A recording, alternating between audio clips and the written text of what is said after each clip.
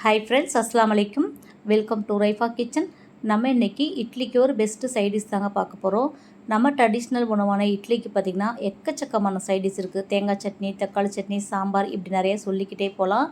அதில் முக்கியமான ஒன்று என்னென்னு பார்த்தீங்கன்னா இந்த கும்பகோணம் கடப்பா. அதுதாங்க இன்றைக்கி நம்ம எப்படி செய்யலான்னு பார்க்க போகிறோம். வீடியோக்குள்ளே போகிறதுக்கு முன்னாடி நம்ம சேனலுக்கு இப்போ தான் ஃபஸ்ட் டைம் வந்துருக்கிறீங்கன்னா ப்ளீஸ் நம்ம சேனலை சப்ஸ்கிரைப் பண்ணி சப்போர்ட் பண்ணுங்கள். 100 கிராம் பாசிப்பருப்பு எடுத்து கழுவிட்டு குக்கரில் சேர்த்துக்கோங்க. அது கூடவே ஒரு உருளைக்கிழங்கு நல்லா தோல் சீவிட்டு கழுவிட்டு சேர்த்துக்கலாம். நம்ம அப்படியே சமைக்க போகிறோம், அதனால் கழுவிட்டு குக்கரில் சேர்த்துட்டு இதை விசில் வச்சு விட்ருங்க. இந்த பக்கம் பார்த்திங்கன்னா நமக்கு இட்லி ரெடி ஆகிடுச்சு. இப்போ இந்த குழம்புக்கு தேவையான மசாலா நம்ம ரெடி பண்ணிடலாம். ஒரு 2 சில்லு அளவுக்கு தேங்காய் பத்தை இது கூட சேர்த்துக்கோங்க.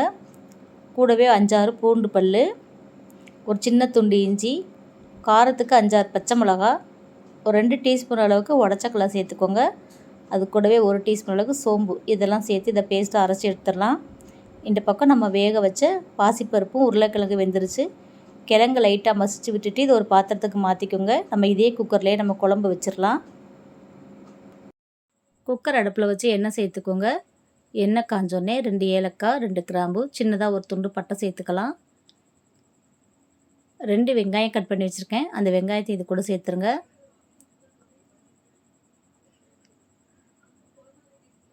வெங்காயத்தை நல்லா வதக்கி விட்டுக்கலாம். இப்போ ஒரு கொத்து கருவேப்பிலை இது கூட சேர்த்துடலாம். 2 தக்காளி கட் பண்ணி வச்சுருக்கேன், அதையும் சேர்த்துக்கலாம்.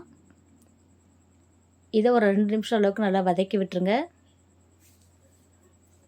இப்போ 1/2 டீஸ்பூன் அளவுக்கு மஞ்சள் தூள், குழம்புக்கு தேவையான அளவுக்கு உப்பும் இது கூட சேர்த்துடலாம்.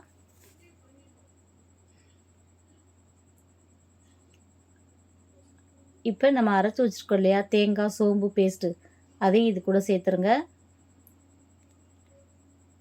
தேங்காய் சோம்பு இஞ்சி பூண்டுலாம் இருக்கிறதுனால கொஞ்சம் பச்சை வாடை போகிற அளவுக்கு இது நல்லா நம்ம கொதிக்க விட்டுறலாம்.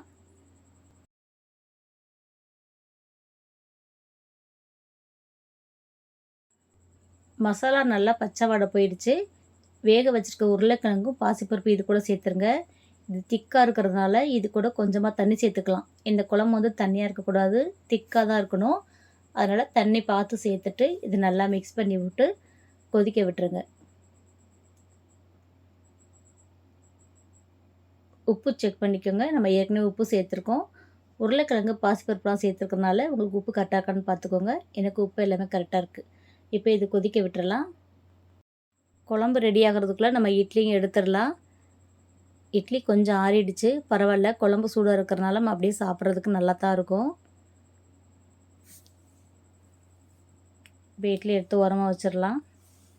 இட்லி நல்லா சாஃப்டாக சூப்பராக வந்திருக்கு. இப்போ குழம்பு நல்லா கொதிச்சிருச்சு பார்த்தீங்களா, அவ்வளோதான். சூப்பரான கும்பகோணம் கடப்பா ரெடி ஆகிடுச்சு. இதில் கொத்தமல்லி தழை தூவி இறக்கிட்டால் போதும். நம்ம தாளிக்கு எதுவும் தேவையில்லை, நம்ம ஃபஸ்ட்டே எல்லாமே போட்டு தாளிச்சிட்டோம். கொத்தமல்லி தழை தூவி இறக்கிருங்க, நமக்கு கடப்பா தயாராகிடுச்சு. உண்மையிலே இது சாப்பிட்றதுக்கு அவ்வளோ சூப்பராக இருந்துச்சுங்க. இதை யார் தான் கண்டுபிடிச்சாங்கன்னே தெரியல. அவ்வளோதாங்க, நல்ல டேஸ்ட்டான கும்பகோணம் கடப்பா எப்படி செய்கிறதுன்னு பார்த்துட்டோம். இது நல்லா கொதிக்க கொதிக்க இட்லி எடுத்து வச்சு அது தலைமையில் நல்லா தலைன்னு அள்ளி ஊற்றி நல்லா கிள்ளி சாப்பிட்டு பாருங்களேன். டேஸ்ட்டு வேறு லெவலில் இருக்குங்க. கண்டிப்பாக எல்லாருமே ட்ரை பண்ணி பாருங்கள். இந்த வீடியோ பிடிச்சிருந்துச்சுன்னா லைக் பண்ணுங்கள், நிறைய ஷேர் பண்ணுங்கள். நம்ம சேனலை இது வரைக்கும் சப்ஸ்கிரைப் பண்ணாமல் பார்த்துட்டு இருந்தீங்கன்னா ப்ளீஸ் சப்ஸ்கிரைப் பண்ணி சப்போர்ட் பண்ணுங்கள். இன்ஷா அல்லாஹ் இன்னொரு வீடியோவில் பார்க்கலாம். பாய் ஃப்ரெண்ட்ஸ், அஸ்ஸலாமு அலைக்கும்.